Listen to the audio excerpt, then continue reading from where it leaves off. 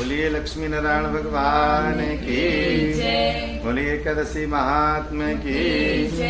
ओम प्रणम्य शिरसा देवं गौरीपुत्रं विनायकं भक्तावासं स्मरे नित्यं आयुकामार्थसिद्धये।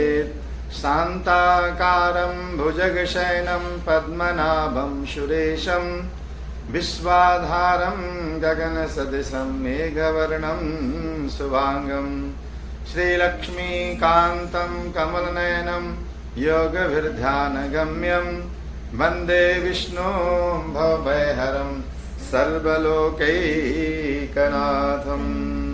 ओम श्री परमात्मने नमः। बोलिए लक्ष्मी नारायण भगवान की एकादशी महात्मा की जय। आज एकादशी का पावन पुण्य दिन है। आज की एकादशी हरिशयन एकादशी के नाम से जानी जाती है। पद्मा एकादशी की उपरोक्त कथा सुनाने के बाद भगवान श्री कृष्ण ने आगे महाराजा युधिष्ठिर से कहा कि हे राजन, इस पद्मा एकादशी का ही दूसरा नाम हरिशयनी एकादशी है।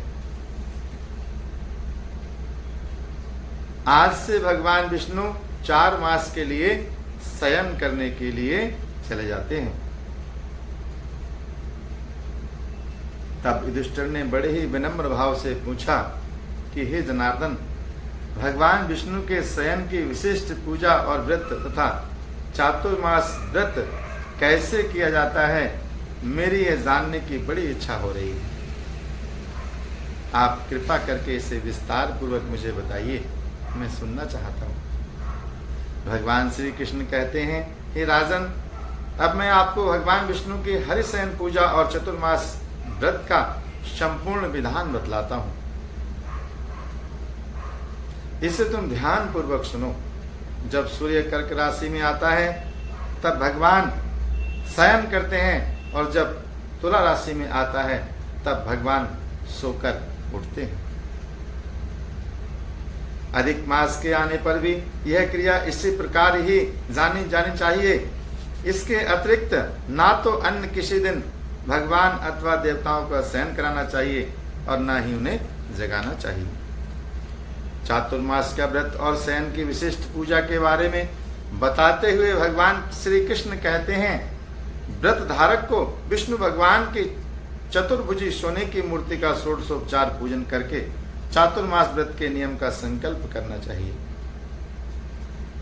भगवान की सोने की मूर्ति को पीतांबर पहनाकर सुंदर श्वेत सैया पर शयन कराएं और धूप दीप नैवेद्य आदि से भगवान का षोडशोपचार पूजन करें।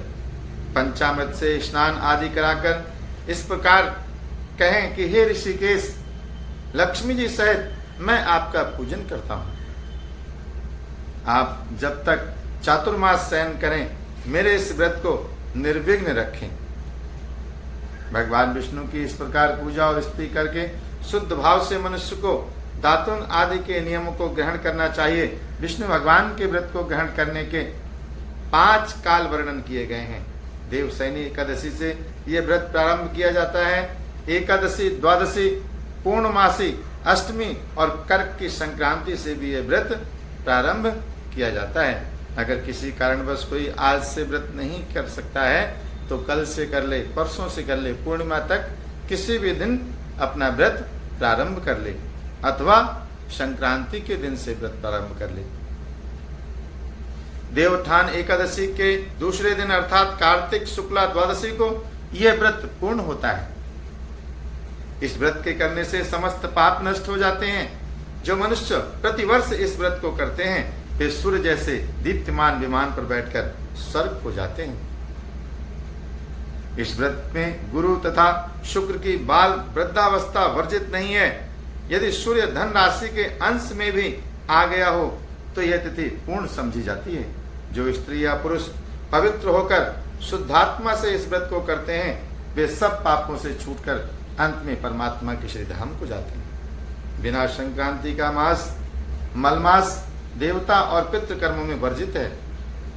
आगे भगवान श्री कृष्ण कहते हैं, हे राजन, अब विभिन्न कार्यों का अलग अलग फल सुनो। जो मनुष्य प्रतिदिन मंदिर में झाड़ू देते हैं, जल से धोते हैं, गोबर से लीपते हैं या मंदिरों में रंग करते हैं, उनको 7 जन्म तक ब्राह्मण योनि प्राप्त होती है। जो मनुष्य चतुर्मास में भगवान को दूध, दही, घी, शहद और मिश्री आदि से स्नान कराते हैं तथा ब्राह्मणों को नाना प्रकार से दान पुण्य आदि किया करते हैं, वे बड़े ही वैभवशाली होकर अंत में स्वर्ग में जाकर इंद्र जैसा सुख भोगते हैं। जो विष्णु भगवान की सोने की प्रतिमा बनाकर धूप, दीप, नैवेद्य और धूप पुष्प आदि से भगवान का पूजन करते हैं, वह इंद्र लोक में जाकर अक्षय सुख को प्राप्त करते हैं।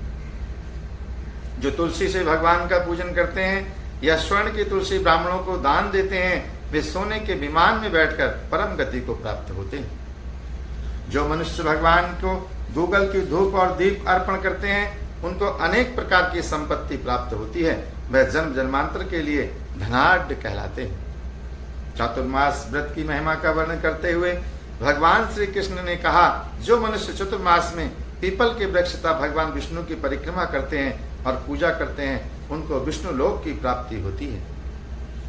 जो संध्या समय देवताओं तथा ब्राह्मणों को दीप दान करते हैं तथा विष्णु भगवान का हवन करते हैं, वे सुंदर विमान में बैठकर स्वर्ग को जाते हैं और अप्सराओं से सेवित होते हैं। जो भगवान का चरणामृत लेते हैं, वे आवागमन से मुक्त हो जाते हैं। जो नित्य प्रति तीनों समय मंदिर में 108 बार गायत्री मंत्र का जप करते हैं, वे पापों में लिप्त नहीं होते। इन 4 मासों में जो पुराणों और शास्त्रों को पढ़ते हैं अथवा सुनते हैं एवं वस्त्र तथा स्वर्ण सहित ब्राह्मणों को दान देते हैं, वे दानी, धनी, ज्ञानी और कीर्तिमान होते हैं। जो मनुष्य विष्णु भगवान अथवा शिव जी का स्मरण करके प्रार्थना करते हैं, वे पापों से रहित होकर धनवान और गुणवान हो जाते हैं। जो नित्य कर्म के पश्चात सूर्य को अर्घ्य देते हैं तथा व्रत की समाप्ति पर स्वर्ण, लाल वस्त्र और गौदान करते हैं, वे आरोग्यतापूर्ण, दीर्घायु तथा कीर्ति, धन और बल प्राप्त करते हैं। चातुर्मास में जो मनुष्य गायत्री मंत्र द्वारा तिल से होम करते हैं और समाप्ति पर दान करते हैं, उनके समस्त पाप नाश होकर निरोग शरीर उन्हें प्राप्त होता है तथा सुपात्र संतान उन्हें मिलती है। जो मनुष्य अन्न से हवन करते हैं और समाप्त हो जाने पर घी, घड़ा और वस्त्रों का दान करते हैं, वे ऐश्वर्यशाली होकर ब्रह्मा के समान भोग भोगते हैं और उनके शत्रुओं का सदा सदा के लिए नाश हो जाता है। जो पीपल की पूजा करते हैं तथा अंत में स्वर्ण सहित वस्त्रों का दान ब्राह्मण को करते हैं, वे सब पापों से छूटकर भगवान के प्रिय भक्त बन जाते हैं। जो मनुष्य तुलसी जी धारण करते हैं तथा अंत में भगवान विष्णु के निमित्त ब्राह्मणों को दान करते हैं, वे विष्णु लोक को प्राप्त होते हैं। जो मनुष्य चातुर्मास में भगवान के शयन के उपरांत प्रतिदिन उनके मस्तक पर दुर्वा चढ़ाते हैं और अंत में स्वर्ण की दुर्वा का दान करते हैं, वे भी वैकुंठ लोक को जाते हैं। जो दान करते हुए इस प्रकार स्तुति करते हैं कि हे दुर्वे, जिस भांति पृथ्वी पर शाखाओं सहित तुम फैली हुई हो, उसी प्रकार मुझे अजर अमर संतान दो।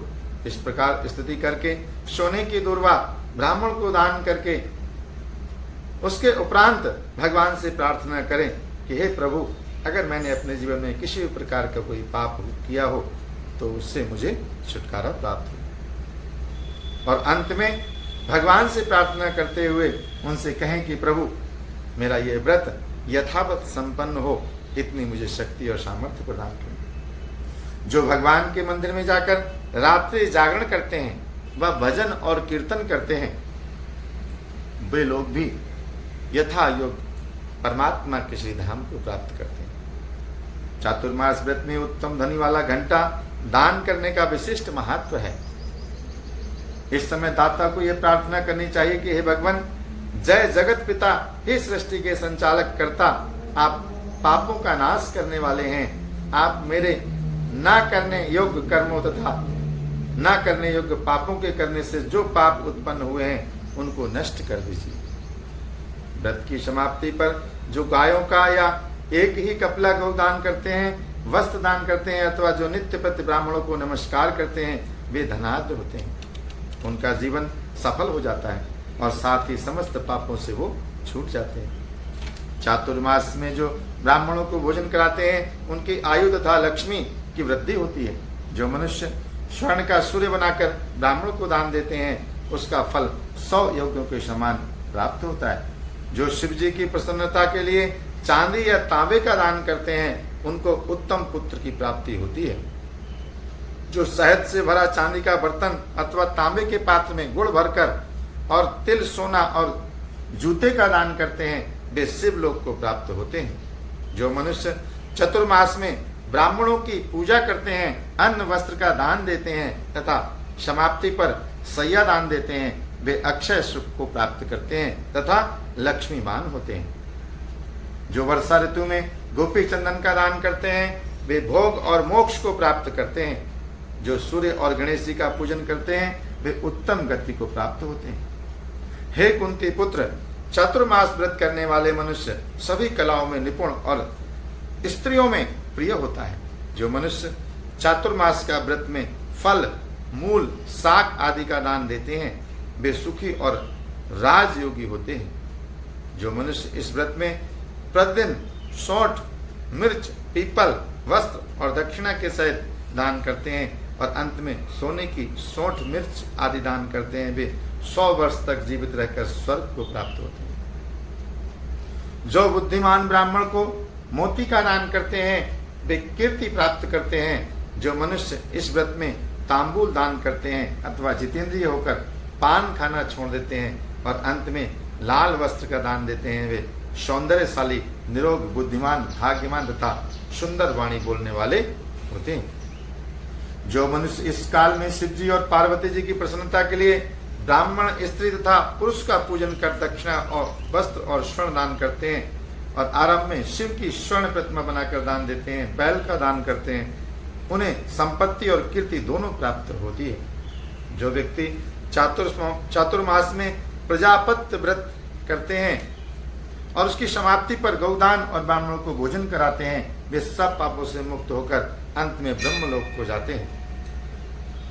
चातुर्मास व्रत में जो नित्य प्रति भजन कीर्तन करते हैं तथा अंत में ब्राह्मणों को भोजन कराते हैं उन्हें शिवलोक की प्राप्ति होती है।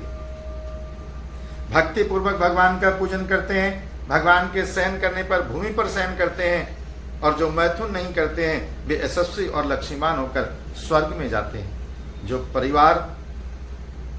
जो सपरिवार चावल या जौ का भोजन करते हैं और जो तेल नहीं लगाते अंत में कांसे या मिट्टी के पात्र में तेल भरकर दान करते हैं अथवा जो साग नहीं खाते अंत में चांदी के पात्र को वस्त्र में लपेटकर या 10 प्रकार के सागों से भरकर वेद पाठी ब्राह्मणों को देते हैं वे शिवलोक में जाकर अक्षय कीर्ति को प्राप्त करते हैं। जो मनुष्य श्रावण में साग, भादों में दही, आश्विन में दूध और कार्तिक में दाल का त्याग करते हैं वे निरोग व स्वस्थ रहते हैं। इसको आप लोग ध्यान से सुन लीजिए। जो मनुष्य श्रावण में साग, भादों में दही और आश्विन में दूध, कार्तिक में दाल का परित्याग करते हैं वो निरोग रहते हैं। जो मीठा, खट्टा, कड़वा पदार्थ त्याग देते हैं वे समस्त दुर्गुणों से छूट जाते हैं। जो भगवान का स्मरण करते हैं तथा जो पुष्प आदि का त्याग कर देते हैं वे स्वर्ग को जाते हैं तथा उनका वंश प्रलय काल तक बना रहता है। यह सब दान सुपात्र को देना चाहिए। कुपात्र को दान देने और लेने वाले दोनों ही नरकगामी होते हैं। इसलिए दान करते समय इस चीज का ध्यान रखना चाहिए कि हम जिसको दान दे रहे हैं वो क्या दान लेने के योग्य है। और दान देते समय कभी भी मन में किसी प्रकार का ये अहंकार नहीं आना चाहिए कि हमने कुछ आज दान पुण्य कर दिया, तभी दान देना सार्थक कहलाता है। इसलिए दान देते समय नजरें नीचे करके दान देना चाहिए और भगवान से ये प्रार्थना करना चाहिए कि प्रभु आपने ही दिया है और आपके ही निमित्त प्रदान करते हैं, स्वीकार करें। हे परम पिता परमेश्वर, इस प्रकार से हमारे चातुर्मास के व्रत को पूर्ण करना, अपनी कृपा और आशीर्वाद बनाए रखना। हे प्रभु, हम आपके श्री चरणों में कोटि कोटि प्रणाम करते हैं और आपका बहुत बहुत धन्यवाद करते हैं। बोलिए लक्ष्मी नारायण भगवान की, बोलिए एकादशी महात्म की। श्रीमन्नारायण नारायण नारायण, श्रीमन्नारायण नारायण नारायण, श्रीमन्नारायण नारायण नारायण, भजमन नारायण नारायण नारायण, भजमन नारायण नारायण नारायण। बोलिए लक्ष्मी नारायण भगवान की जय।